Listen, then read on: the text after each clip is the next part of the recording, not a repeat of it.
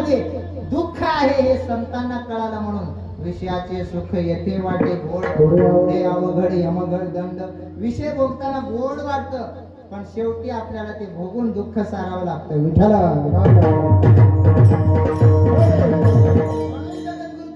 म्हणतात या विषयामध्ये गुरफटून आता विषयार्जन करण्यामध्ये देहाचं सार्थक नाही बरं का, केवळ विषय भोगण्यामध्ये सार्थकता नाही.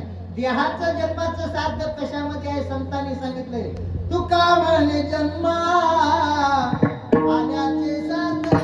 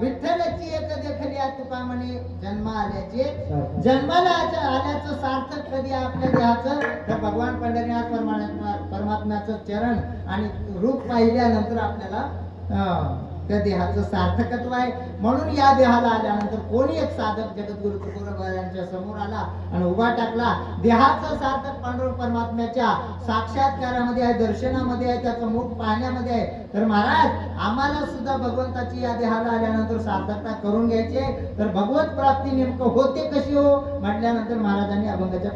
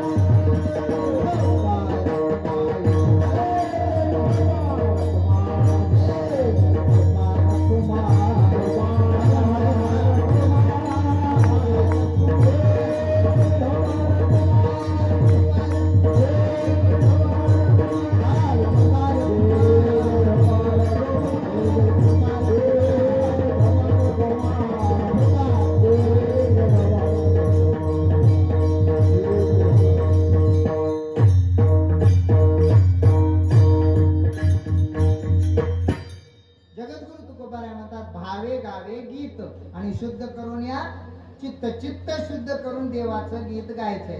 आता या ठिकाणी तुकाराम महाराजांनी मोगम शब्द वापरलाय. मोगम म्हणजे कळलं की जुना. मोगम भाषेमध्ये काय म्हटले? भावे गावे गीत. आता गीत म्हणजे काय दिदी? गीत शब्दाचा अर्थ काय? म्हणकी गाणं म्हणून आईला झाल्या माय.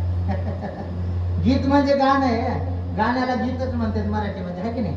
गीत म्हणजे गाणं. आता तुकाराम महाराजांनी काय म्हणा म्हणले? भावे गावे गीत. गीत म्हणजे गाणं. कोणतं गाणं म्हणावं? हे कोणतं गाणं म्हणावं? कोणते गाणं म्हणावं का? आता तुकाराम महाराजांनी सांगितलं गाणे म्हणा. गाणे म्हणायचे तर गाणे म्हणायचे का? नाही. गीत गायचं असेल तर भावगीत गावं का? भावगीतही गायचं नाही. गीत गायचं असेल तर कोणतं गीत गायचं आहे? गाशी तरी एक विठ्ठलची गाय.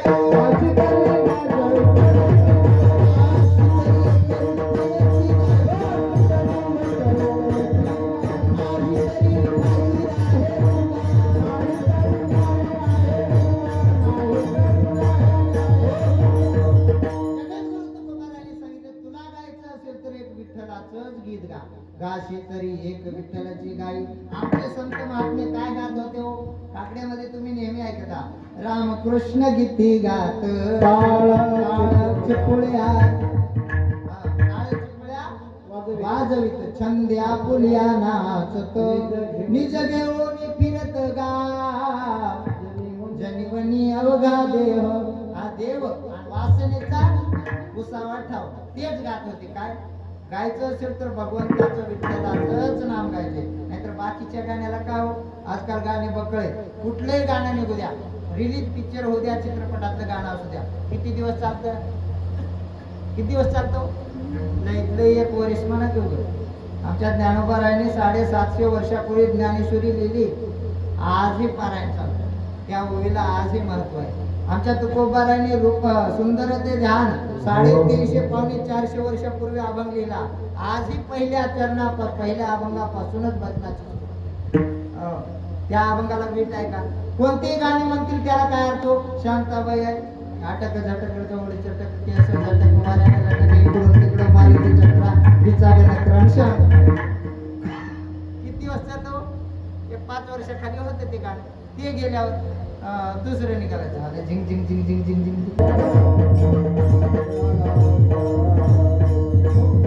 मग गाण्याला त्या काय अर्थ आहे? ते काय अर्थ नाही. पहिल्याचे कविता सुद्धा गोड होते बरं का. 10वीच्या काळाला होते. हे 2001च्या अगोदर म्हणा 1997 मध्ये, म्हणजे तवाच्या आमचं शिक्षण नव्हतं पण आमच्या वडिलांनी लिहून ठेवले तवाच्या कविता. आताच्या कवितेला काहीच नाही अर्थ. कसं रेन रेन कम आगेल म्हणजे किती पाऊस पुढेच चालायचं. इंग्लिश पोएम कोणते पहिलेच कविता चालली होती. ज्यावेळेस राम वनवासाला जात होते तेव्हा भरत राग आला कुणावर? स्वतःच्या आईवर. ते म्हणला माझ्या आईसारखी आई जगात कोणीच नाही, तिचं नाव तर कोणी ठेवतच नाही, ठेवू बी नाही, पापी आहे म्हणला माझी आई. आईची निंदा करणं हे पाप आहे. पण भरताच्या तोंडातून निघाल्याबरोबर रामाने समजूत घालायला सुरुवात केली. अरे मूर्ख आहेस का काय? 9 महिने 9 दिवस तुला आईनं पोटात ठेवलं, सांभाळ केला, तुला वाढवलं आणि तू त्या आईला दोष देतोय. ते मला तिचा दोष नाही तर काय तुम्हाला वनवासाला पाठवलं? ते मला मोठ्याला राजगादी द्या आणि रामाला वनवासाला पाठवा, हे कुठला न्याय आहे म्हणला. त्याचा मला राग आलाय. त्या आईचं तोंड बघणार. त्यांना सांगितलं बघ, जे काही आपल्याला घडत आहे आपल्या प्रारब्धानुसार घडतं. नशिबाशिवाय काहीच होत नाही हो. कोणाला बी काही घडू द्या, भोगतो न घडे करावे ते म्हणे समाधान. त्यावेळेस त्याने म्हटलं नशिबाचं काय घेऊन बसला मला? अरे बाबा म्हटले हे दोष आईचा नाही, आपल्या बापाचा नाही. बापानं वनवासाला जा म्हणला, आईनं आज्ञा दिली म्हणून बापानं आज्ञा दिली. त्यांचा काय दोष आहे? त्यांचा दोष नाही म्हटल्यानंतर ते म्हणजे